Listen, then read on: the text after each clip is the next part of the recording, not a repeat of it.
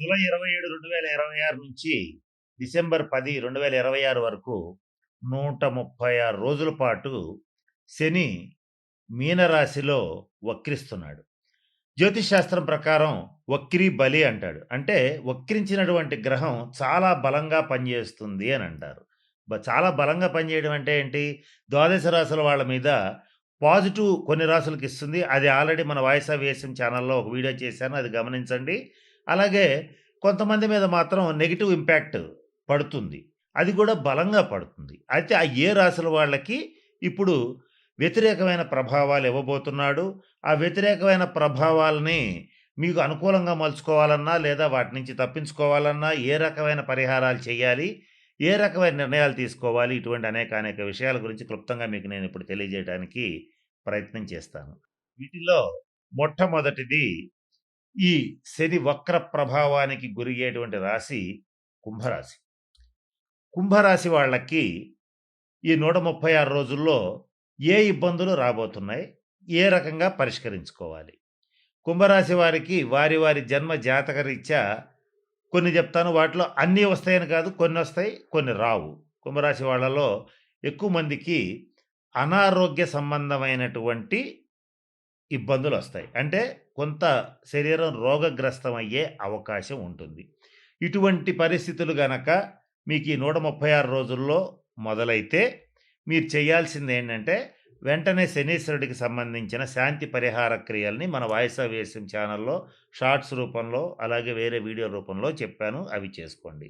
కానీ ఇక్కడ చివర్లో కొన్ని పరిహారాలు ఇస్తాను. అవి గమనించండి. ఫస్ట్ పాయింట్, అనారోగ్యానికి గురయ్యే అవకాశం ఉంటుంది. కాబట్టి ఏం చేయాలి? కుంభరాశి వాళ్ళు పొరపాటున కూడా ఈ 136 రోజులు ఆహార విహార నియమాలు పాటించాలి. అంటే ఎక్కడ పడితే అక్కడ తినటం, ఎట్లా పడితే అట్లా తిరగటం, ఎప్పుడు పడితే అప్పుడు నిద్రపోవటం ఇలాంటివి చేయకూడదు. అలాగే ఇంకొక ఇంపాక్ట్ ఏం పడుతుందంటే కొంచెం ఎక్కువగా కష్టపడాల్సిన పరిస్థితి ఉంటుంది. అంటే మీరు రెగ్యులర్‌గా చేసే పనినే ఇంకొంచెం ఎక్కువ కష్టపడి చేయాల్సొస్తుంది. కారణం ఏంటంటే ఒకసారి ఒక పని కోసం ప్రయత్నం చేస్తే అది వెంటనే పూర్తి కాదు. రెండో ప్రయత్నంలో అయితే ఖచ్చితంగా పూర్తవుతుంది. అట్లా పనులు ఆలస్యం అవుతుంటాయి. చేసే పనులకి ఆటంకాలొస్తుంటాయి. ఇలా వస్తున్నా కూడా శనీశ్వరుడికి సంబంధించిన పరిహార క్రియలు పాటించాలి. అలాగే ముఖ్యంగా కుంభరాశి వాళ్ళకి విపరీతమైనటువంటి అలసట, అకాల నిద్ర, అకాల భోజనం ఇలాంటివన్నీ గూడా ఉంటాయి. వీటిని ప్రయత్నపూర్వకంగా తప్పించుకోవాలి. శనెప్పుడు గూడా క్రమశిక్షణకి మారుపేరుగా ఉంటాడు. శని రాశి అయినటువంటి కుంభరాశి వాళ్ళు ముఖ్యంగా జీవితంలో ఈ శని వక్రించినప్పుడే కాదు, ఎప్పుడైనా తెలుసుకోవాల్సిన అంశం ఏంటంటే, first of all disciplined life. క్రమశిక్షణతో కూడినటువంటి జీవితాన్ని గడపటం, జీవితంలో క్రమశిక్షణని ఒక భాగంగా చేసుకోవటం అలవాటు చేసుకోవాలి. ఈ కుంభరాశి వాళ్ళు జనరల్‌గా ఏం చేస్తుంటారంటే, పడితే కంటిన్యూస్ కష్టపడతారు. లేదంటే కంటిన్యూస్‌గా రిలాక్స్ అయిపోతుంటారు. ఇట్లా కాదు.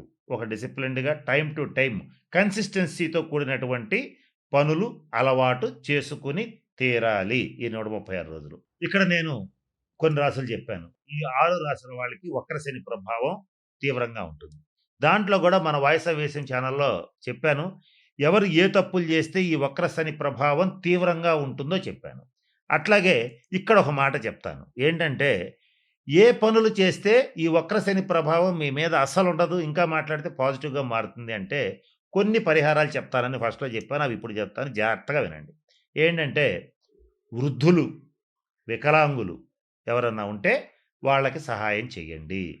అది ఆర్థికంగా కావచ్చు, అలాగే వాళ్ళకి సర్వీస్ జేయటం గావచ్చు. వికలాంగులు ముఖ్యంగా ఎవరన్నా కుంటివాళ్ళు ఎవరన్నా ఉంటే వాళ్ళకి ట్రైసైకిల్స్ అంటే 3 చక్రాల బండ్లివ్వటం గానీ, లేదా వాళ్ళ ఆస్పత్రి ఖర్చులకు డబ్బులియటం గానీ, రోగుల్లో గూడా మామూలు రోగులు గాదు, దీర్ఘ రోగులు. కొన్ని దీర్ఘ రోగులకి, తరుణ రోగులకి తేడా ఏంటంటే తరుణ వ్యాధులంటే అప్పుడొచ్చి అప్పుడే వారం 10 రోజుల్లో తగ్గిపోతాయి. దీర్ఘ రోగులంటే నెలలో సంవత్సరాల తరబడి వాళ్ళు రోగిష్టివాళ్ళలానే ఉంటారు. వాళ్ళకి సేవ చేయండి. ఎవరైనా రక్తదానం చేసే అలవాటుంటే చెయ్యండి. అది మీకు మంచిది. ఇక ఇంకా ఎవరైనా సరే ఈ 6 రాసుల్లో శనీశ్వరుడికి సంబంధించి మంచి ఫలితాలు పొందాలంటే ప్రభుత్వ ఆస్పత్రులకెళ్ళి అక్కడున్నటువంటి రోగులకి కావాల్సిన మెడిసిన్స్ ఇప్పించటం గానీ, ఏదైనా పళ్ళు ఇవ్వటం గానీ అవకాశం ఉంటే చేయండి. ముఖ్యంగా వృద్ధాశ్రమాలు, అనాథాశ్రమాలు కాదు, వృద్ధాశ్రమాలు ఎవరికైతే ఉంటాయో అక్కడికెళ్ళి వృద్ధులకి సేవ చేయండి. వాళ్ళకి కావాల్సిన వైద్య సదుపాయం కల్పించండి. వాళ్ళకి కావాల్సిన సేవలు చేయండి. శని గ్రహం అనేటువంటిది వృద్ధుల్ని సూచిస్తుంది. నల్లటి వాళ్ళని సూచిస్తుంది. కుంటి వాళ్ళని సూచిస్తుంది. అలాగే నలుపుకి సంబంధించినటువంటి విషయాలు, నూనెలకు సంబంధించిన విషయాలు, పత్తికి సంబంధించిన విషయాలు సూచిస్తుంది.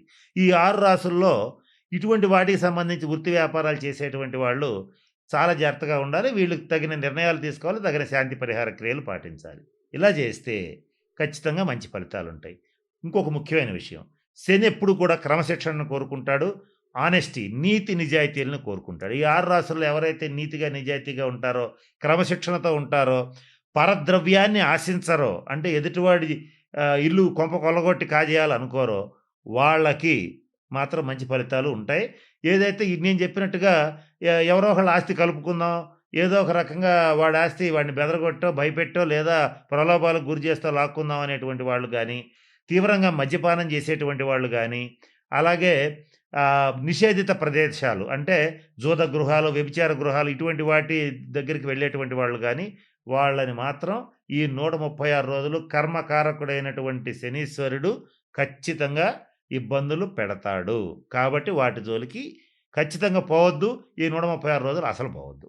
కనుక నేను చెప్పినటువంటి విషయాలు గమనంలో పెట్టుకోండి. జాగ్రత్తలు పాటించండి. మన ఛానల్‌లోనే ఇంకా పరిహారాలు ఇస్తాను మీకు. షార్ట్స్ రూపంలో గూడా ఇస్తాను.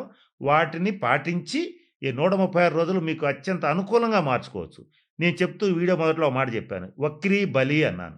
వక్రించిన గ్రహం మరింత బలంగా పనిచేస్తుంది. ఆ బలంగా పనిచేసేటప్పుడు దాన్ని పాజిటివ్‌గా, నెగెటివ్‌గా మార్చుకోవటం మీ చేతుల్లో ఉంటుంది.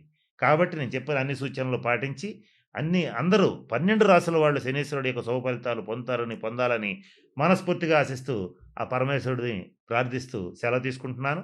స్వస్తి.